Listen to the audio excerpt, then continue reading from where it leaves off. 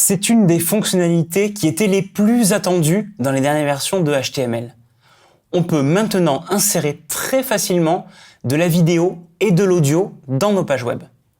Mais avant de nous lancer tous azimuts dans le code, il va falloir, comme pour les images, que je vous parle des différents formats vidéo et audio à utiliser dans nos pages.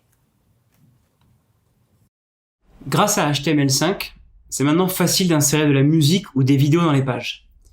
Il faut savoir que les navigateurs ne gèrent pas tous les mêmes formats audio et vidéo par contre. Regardez bien sur le site caniuse.com pour savoir qui gère quel format et pour être sûr que vos visiteurs pourront profiter de vos musiques et de vos vidéos.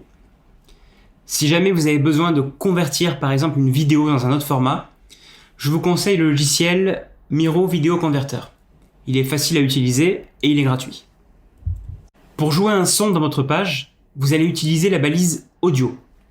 Avec l'attribut src, vous allez en plus indiquer le nom du fichier à charger.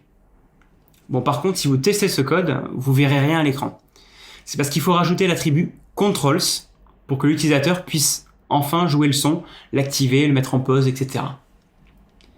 Si vous voulez, c'est vraiment si vous voulez, vous pouvez aussi ajouter l'attribut autoplay qui fera en sorte que le son soit joué dès le chargement de la page. Mais attention, vraiment parce que ça peut rendre fou les visiteurs quand le son se joue et ils savent pas de quelle page ça vient. Moi personnellement, je le recommande pas du tout. Vous avez aussi l'attribut loop qui permet de faire en sorte que le son soit joué en boucle. Et il y a encore quelques autres attributs, mais disons que ça, ce sont les principaux à connaître. Sachez aussi que vous pouvez proposer plusieurs formats pour le même son. Pour ça, on va utiliser la balise source à la place de l'attribut src. Comme par exemple, comme ceci. Du coup, là, le navigateur va sélectionner le fichier qu'il sait lire. Pour jouer de la vidéo sur votre page, vous pouvez utiliser la balise vidéo. Alors, le principe est le même. Vous allez rajouter un attribut src pour indiquer quel fichier vidéo jouer.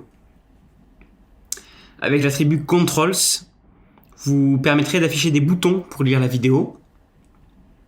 Donc on peut déjà essayer, voir ce que ça donne. Normalement, la vidéo doit pouvoir se charger. Voilà, et on doit pouvoir voir la vidéo à l'écran. D'autres attributs, on a aussi loop, là encore, qui sert à jouer la vidéo en boucle. On a autoplay pour lancer la vidéo dès le chargement de la page. Et là encore, je vous recommande d'éviter de l'utiliser parce que les visiteurs n'apprécient pas qu'une vidéo se joue toute seule.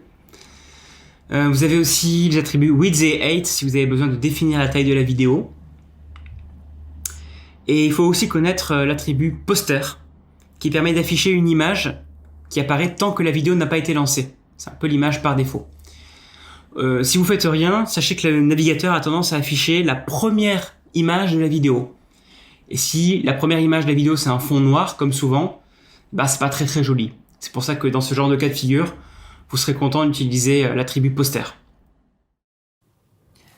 Comme vous avez pu le voir, ajouter de la vidéo et de l'audio en HTML, maintenant c'est vraiment très simple, il y a peu de choses à retenir en fait.